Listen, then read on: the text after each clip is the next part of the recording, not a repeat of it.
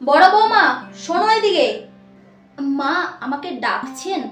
হ্যাঁ, মন দিয়ে আমার কথাগুলো শুনে নাও, দ্বিতীয়বার যেন আমাকে আর বলতে না হয়।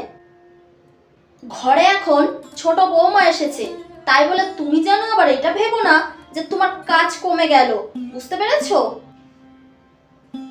ছোট বৌমা হলো এই বাড়ির লক্ষ্মী আর রাজরানী। সেই বাড়িতে রাজত্ব করবে, রাজত্ব।